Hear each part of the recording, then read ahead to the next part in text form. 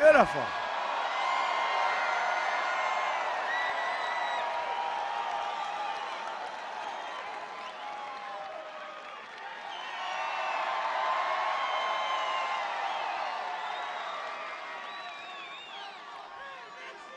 Look at all the people that have moved in up there. Isn't that a beautiful sight?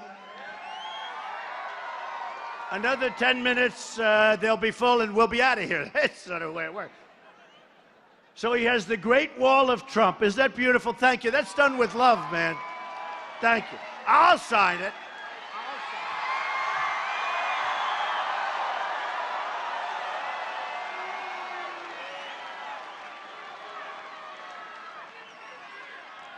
Thank you, man.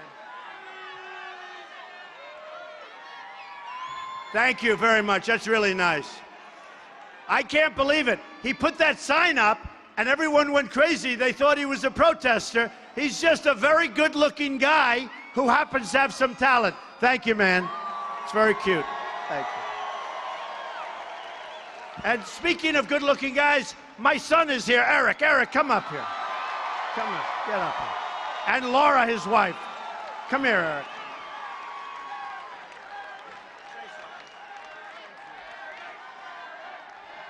Well, we are so proud of this man. He is going to do such an amazing job for this country. We could not be more proud. He has been the greatest father in the world to me. I love him to death. He's my best friend. He is just the greatest. So thank you very much, North Carolina. My better half right here. My better half right here is from Wilmington.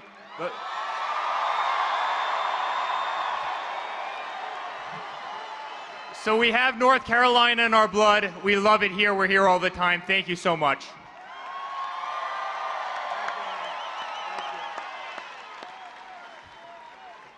Oh, it's wonderful to have good, young, beautiful children, I will tell you, that work hard. We want them to work hard, right? So we're going to straighten things out. Now, one of the things they did yesterday when they're leaving, they asked questions. And the question was, why Trump? Why? What's going on? What's happening? Why is it? And the people said they're fed up.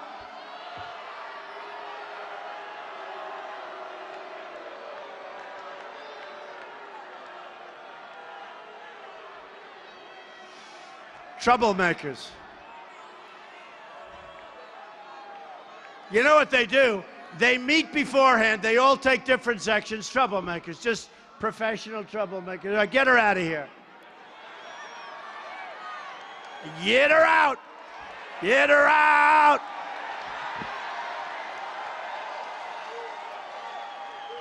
So I have to tell you, the first time it happened, it was a real bad dude. He was rough. He was tough.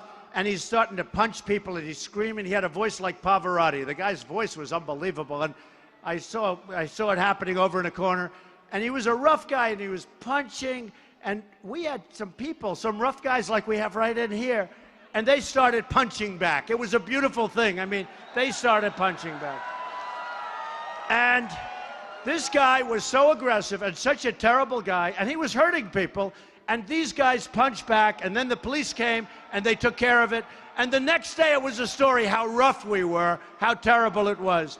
And let me tell you, we can't let this stuff happen anymore, folks. We have to be treated fairly also. We have to be treated fairly.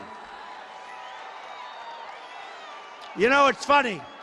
When I speak up and I say, get him out, they say, oh, Trump is too rough. When I say, be careful, don't hurt him, don't hurt him, then they say, Trump has gotten a lot weaker. What's wrong with Trump, right? So here's what happens. Here's what happens. You ready for the final? Yeah, get her out.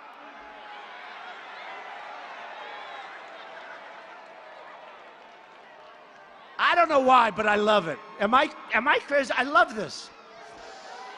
I love it.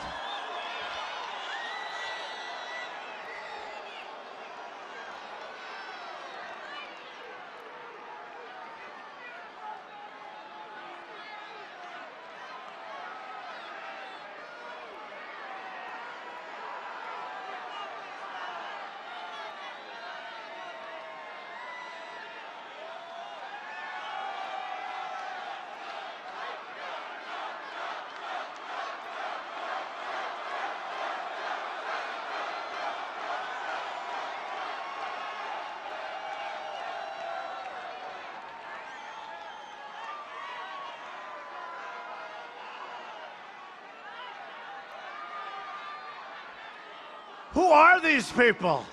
Where do they come from?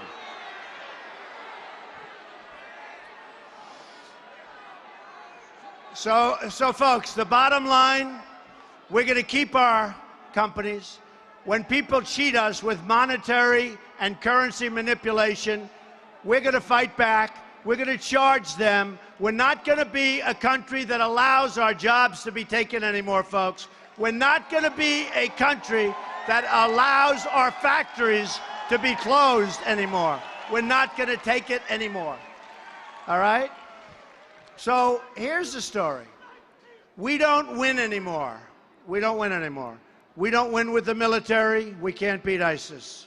We don't win at trade. China, Mexico, Vietnam, that's a new one. India, Japan, they all take advantage of us.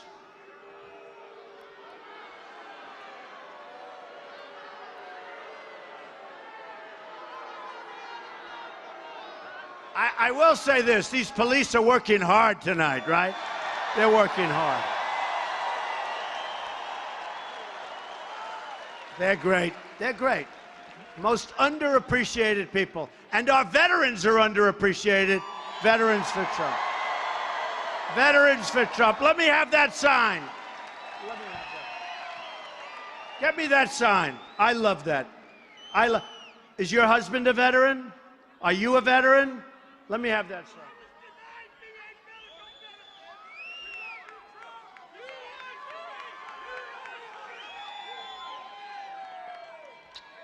Veterans for Trump.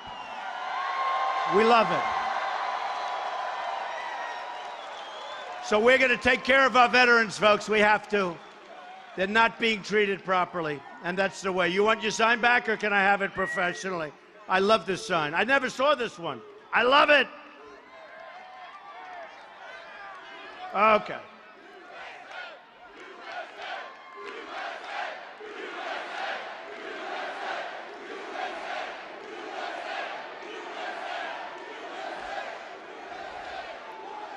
Let me ask you a question. When you go back home, are you energized or what? Are you going to sleep tonight?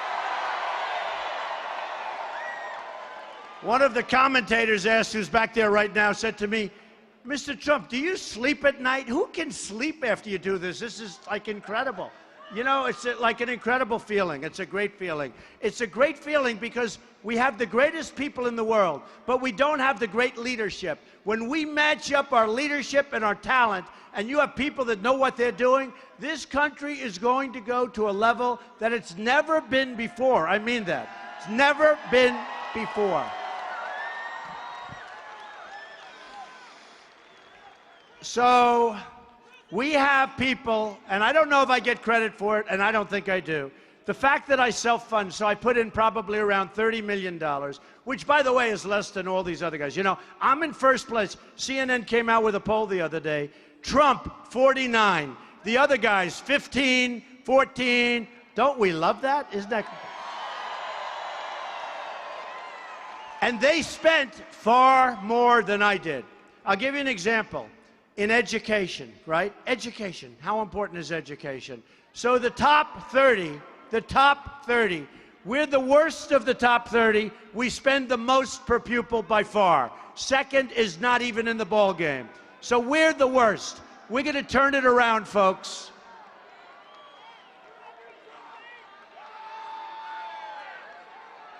Bye-bye. It's very strategic. Do you ever notice it's always like one person? Can't we have a little more action than this?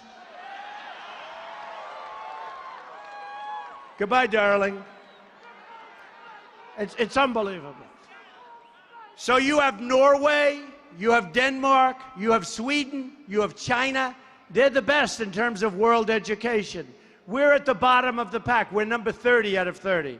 We spend the most per pupil. It's not going to happen that way anymore, folks. We're going to get, you know, we talk about the American dream. And I say now, because so many people have told me, the American dream is dead. But I'm going to make it bigger and better and stronger than ever before. Ever. And you know, one of the questions asked, they always talk about the military. We had great generals, General Douglas MacArthur, General George Patton. You know how long ISIS would be around if we had General Patton? Would you say, what, 24 hours? Maybe less? He said, no, less. Now, we fight gentle wars now. We fight gentle wars. And we stay within the boundaries of the law. Can you imagine these people, what they would do to us if they could? Do you think they read the laws? They say, oh, we can't do that. That's not within the law. Who are these people? I mean, where do they come from? Where do they come from? So, we're going to always stay, of course we're going to stay within the law, but we're going to do it right. We're going to do it right. And one of the things I love about this area, one of the things I really love is the military component, because we have such, and you know exactly what I'm talking about. You know exactly what I'm talking about.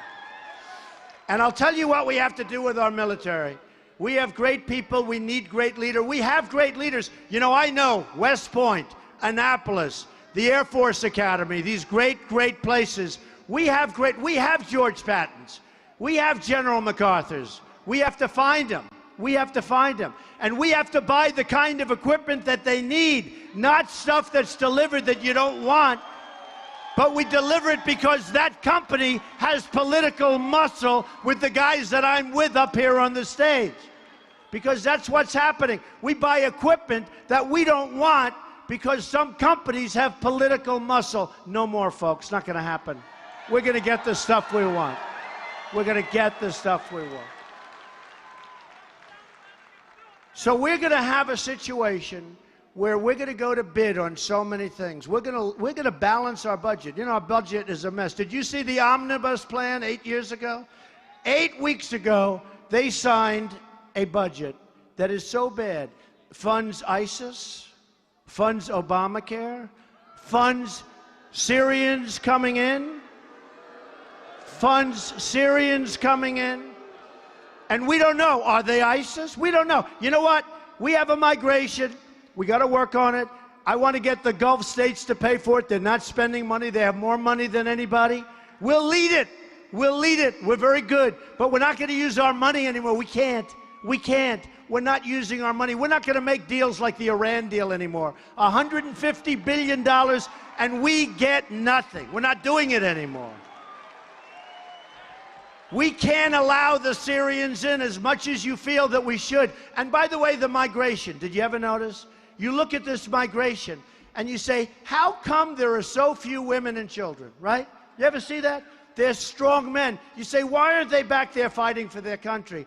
And why are we letting them come into this country? We don't know who they are, where they come from. There's no paperwork. You saw what happened with the woman who was married, got married, probably radicalized. The young